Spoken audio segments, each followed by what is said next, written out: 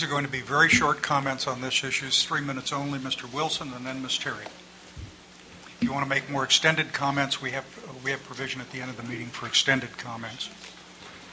Mr. Wilson.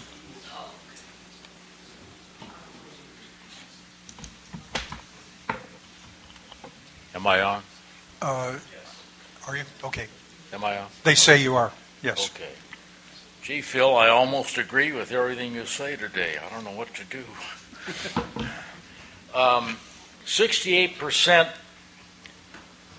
is local public funding. I assume that's raising the water rates of people.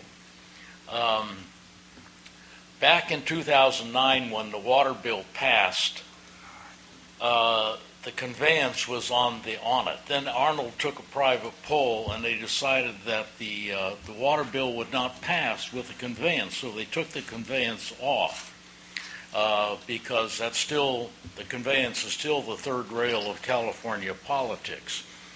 And we're talking about the difference now in funding the Delta between general obligation bonds, which require a vote, and revenue bonds, which don't require a vote. And I feel they're using revenue bonds because they are riskier than general obligation bonds because they're not backed by the state of California in order to raise money. This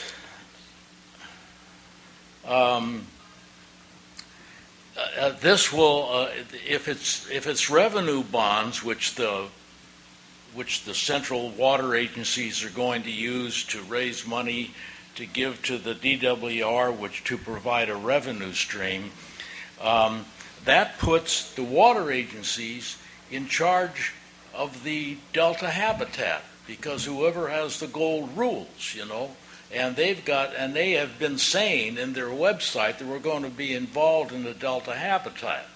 I've never seen a water agency yet that does something for the people. They do something for their own benefit, and that's what this is going to lead to. What if there are cost overruns? What do we do? Just increase the water rates again? There are going to be a lot of cost overruns on this project. The co-equal goals, as you brought up, Phil, are more philosophical today than they are in reality. Co-equal means together, and I don't see any togetherness here. I would suggest that the Delta Stewardship Council not accept the BDCP proposal unless the funding is based upon general obligation bonds that people can vote upon, because this is the only, of all the funding that they talked about, general obligation bonds are the only assured funding you're going to get, and that means a vote. And that means that people can vote on it. I think you would be doing everybody a favor, including yourselves, to go to general obligation bonds. What happens in the case of an earthquake? There are earthquakes happening all around the world, one a day, especially in the Ring of Fire. What if they turn the Delta in the swamp after they're halfway finished? Is the money refunded to the people? This is something, you need to have a plan for this.